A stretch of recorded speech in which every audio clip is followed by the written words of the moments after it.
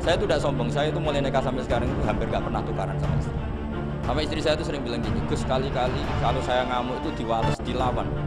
Supaya saya punya musuh. Kata.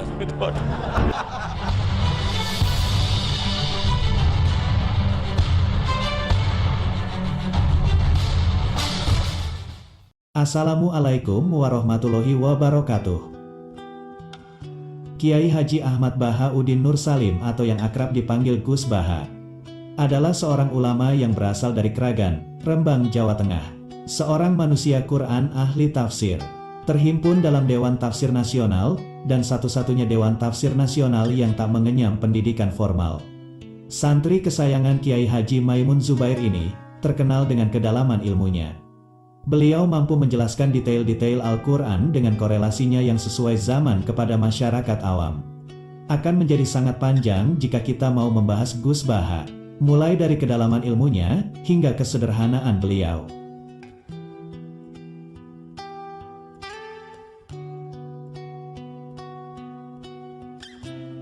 Namun ada yang menarik dari kisah romantis beliau dengan sang istri. Seromantis apa perjuangan Gus Baha? Sebelum lanjut ke kisah romantis Gus Baha, kami mengajak partisipasi kamu sekalian untuk turut serta mensyiarkan channel Hidayah Robi ini. Dengan mensubscribe dan menyukai video ini serta membagikan sebanyak-banyaknya, semoga Allah membalas segala kebaikan kamu dan menjadikannya pahala jariah untuk kamu dan untuk kedua orang tuamu. Karena telah ikut berpartisipasi dalam syiar-syiar Islam. Cerita menarik dari pernikahan Gus Baha dan sang istri ini mungkin bisa jadi teladan bagi kita yang berumah tangga. Dan bagi para pejuang mahar atau yang masih jomblo. Setelah menyelesaikan pendidikannya di Sarang, Gus Baha menikah dengan seorang anak kiai yang bernama Ning Winda. Pilihan pamannya dari keluarga pondok pesantren Sidogiri, Pasuruan, Jawa Timur. Ada cerita menarik dengan pernikahan beliau. Jadi sebelum lamaran, Gus Baha menemui calon mertuanya dan mengutarakan sesuatu. Beliau mengutarakan bahwa kehidupan beliau bukanlah model kehidupan yang glamor, melainkan kehidupan yang sangat sederhana. Beliau berusaha meyakinkan calon mertuanya untuk berpikir ulang atas rencana pernikahan tersebut. Tentu maksud beliau agar mertuanya tidak kecewa di kemudian hari. Namun mertuanya hanya tersenyum dan mertuanya hanya mengatakan, "Klop, alias sami mawon kali kulo." Yang artinya, sama saja dengan saya. Kesederhanaan Gus Baha dibuktikan saat beliau berangkat ke pondok pesantren Sidogiri untuk melangsungkan upacara akad nikah yang telah ditentukan waktunya. Gus Baha berangkat sendiri ke Pasuruan dengan menumpang bis kelas ekonomi. Gus Baha berangkat dari Pandangan menuju Surabaya, selanjutnya disambung bis kedua menuju Pasuruan. Kesederhanaan beliau bukanlah sebuah kebetulan, namun merupakan hasil didikan ayahnya semenjak kecil. Setelah menikah, Gus Baha mencoba hidup mandiri dengan keluarga barunya. Gus Baha menetap di Yogyakarta. Selama di Jogja, beliau menyewa rumah untuk ditempati keluarga kecilnya. Semenjak Gus Baha menetap di Yogyakarta, banyak santri-santri beliau di Karangmangu yang merasa kehilangan. Hingga pada akhirnya mereka menyusul Gus Baha ke Jogja dan urunan atau patungan untuk menyewa rumah di dekat rumah beliau. Tiada tujuan lain selain untuk tetap bisa mengaji kepada beliau. Ada sekitar 5 atau 7 santri Mutahorijin Al-Anwar yang ikut ke Jogja. Saat di Jogja inilah, kemudian banyak masyarakat sekitar rumah Gus Baha yang akhirnya minta ikut ngaji kepada beliau. Sobat Hidayah Robi, sebelum lanjut, kami mengajak kamu semua untuk mendoakan Gus Baha, agar beliau selalu sehat dan dipanjangkan umurnya. Dan kita semua mendapatkan keberkahan dari ngaji ke Gus Baha. Silakan tuliskan doa kalian di kolom komentar. Terima kasih. Sekarang, Kiai Haji Bahauddin Nur Salim atau Gus Baha memang tengah naik daun. Ceramahnya beredar di berbagai media sosial. Undangan untuk berceramah pun silih berganti. Di Jogja dulu, bukan berarti Gus Baha hidup enak. Tokoh kita ini hidup pas-pasan. Bahkan, tak jarang telat bayar kontrakan karena tidak punya uang. Gus Baha itu bukan kiai kacangan. Keilmuannya diakui oleh ulama-ulama Indonesia, bahkan oleh Syekhona Maimun Zubair.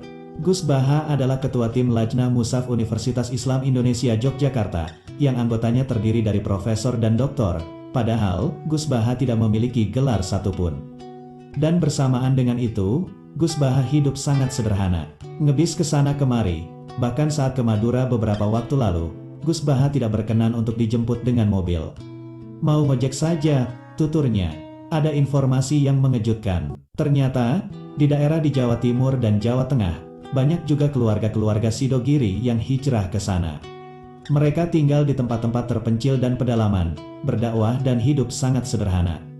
Karena itulah, wajar bila istri Gus Baha bahagia diajak hidup sederhana.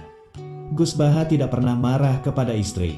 Mengerti akan istri, Gus Baha pun mengayomi keluarga dengan baik, menjadi penyejuk bagi keluarganya. Perbuatan dan ucapannya semuanya dengan ilmu, tidak asal-asalan.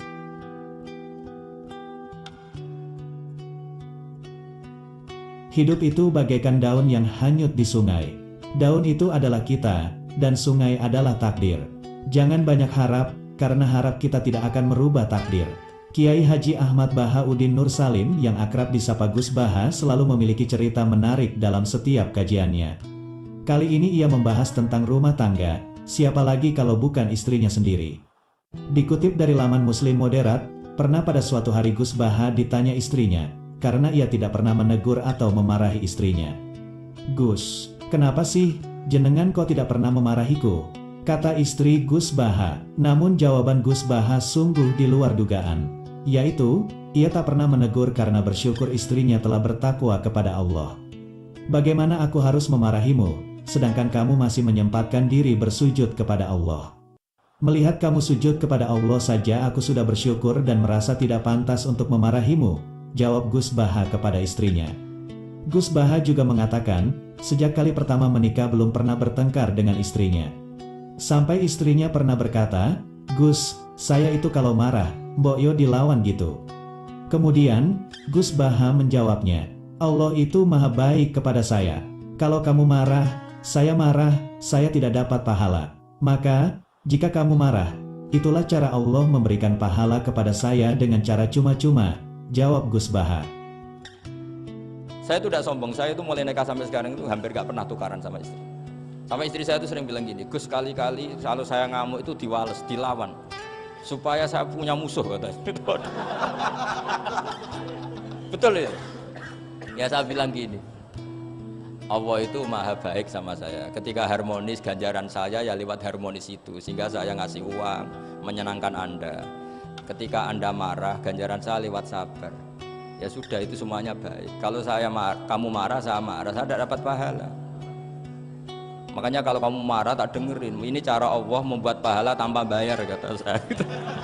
Justru kalau pas rukun itu untuk dapat pahala harus nyervis, jajak, nukokno kelambi mahal, katanya. Boros itu pahala yang boros, kata saya. Tapi kalau kamu marah ini pahala paling murah, nggak usah biaya, dapat apa? Pahala. Cukup sabar. Lu itu kalau terlatih lama-lama dapat ya biasa saja.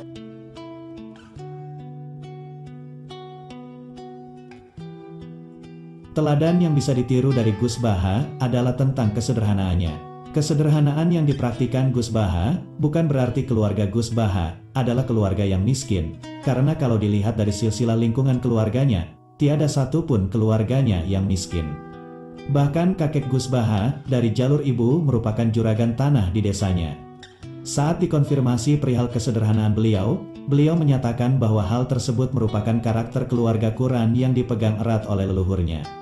Ada salah satu wasiat dari ayahnya yang mengatakan agar Gus Baha menghindari keinginan untuk menjadi manusia mulia. Hal inilah yang hingga kini mewarnai kepribadian dan kehidupan beliau sehari-hari.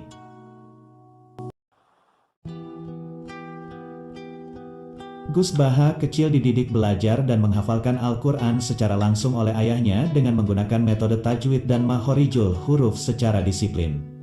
Hal ini sesuai dengan karakteristik yang diajarkan oleh guru ayahnya yaitu Kiai Haji Arwani Kudus. Kedisiplinan tersebut membuat Gus Baha di usianya yang masih muda, mampu menghafalkan Al-Quran 30 juz beserta kiroahnya. Menginjak usia remaja, ayahnya menitipkan Gus Baha untuk mondok dan berkhidmah kepada Syekhona Kiai Haji Maimun Zubair di Pondok Pesantren Al-Anwar Karangmangu, Sarang, Rembang. Pondok Al-Anwar tepat berada sekitar 10 km arah timur dari rumahnya. Di Pondok Pesantren Al-Anwar inilah keilmuan Gus Baha mulai menonjol. seperti ilmu hadis, fikih, dan tafsir. Dalam ilmu hadis, Gus Baha mampu menghatamkan hafalan Sahih Muslim lengkap dengan matan, rawi, dan sanadnya. Selain Sahih Muslim, beliau juga menghatamkan dan hafal isi kitab Fathul Mu'in dan kitab-kitab gramatika bahasa Arab seperti Imriti dan Alfiyah Ibnu Malik. Bahkan menurut sebuah cerita, dengan banyaknya hafalan yang dimiliki oleh Gus Baha, menjadikan beliau sebagai santri pertama Al-Anwar yang memegang rekor hafalan terbanyak. Selain itu, menurut cerita lain juga menyebutkan bahwa ketika akan mengadakan forum musyawarah atau Betsul Masail di pondok, banyak teman-teman Gus Baha yang menolak kalau Gus Baha untuk ikut dalam forum tersebut. Sebab beliau dianggap tidak berada pada level santri pada umumnya, karena kedalaman ilmu, keluasan wawasan dan banyaknya hafalan yang dimiliki oleh beliau. Maka, atas dasar kedalaman keilmuan yang dimiliki Gus Baha, hal ini yang kemudian membuat Gus Baha diberi kepercayaan untuk menjadi Rois Fathul Mu'in dan Ketua Ma'arif di jajaran kepengurusan pesantren Al-Anwar. Sebagai seorang santri tulen, yang berlatar belakang pendidikan non-formal dan non-gelar, Gus Baha diberi keistimewaan untuk menjadi sebagai ketua tim Lajnah Mushaf Universitas Islam Indonesia Yogyakarta. Gus Baha duduk bersama para profesor, doktor dan ahli-ahli Al-Quran dari seluruh Indonesia. Seperti Profesor Dr. Quroi Shihab, Profesor Zaini Dahlan, Profesor Sohib dan para anggota Dewan Tafsir Nasional yang lain.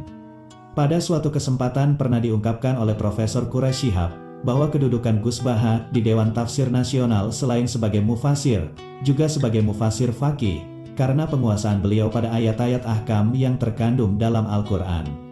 Setiap kali Lajnah menggarap tafsir dan mushaf Al-Quran, menurut Profesor Quroi Shihab, posisi Gus Baha selalu di dua keahlian, yakni sebagai mufasir seperti anggota Lajnah yang lain, juga sebagai faqihul Quran yang mempunyai tugas khusus mengurai kandungan fikih dalam ayat-ayat ahkam Al-Quran. Demikianlah sedikit cerita tentang Gus Baha. Semoga video ini bisa bermanfaat dan menjadi inspirasi, juga motivasi untuk kita semua, untuk mengkaji ilmu agama Islam lebih serius lagi ke depannya. Mohon dimaafkan jika ada kekeliruan. Wallahul muwafiq ila aqwamit thoriq. Wassalamualaikum warahmatullahi wabarakatuh.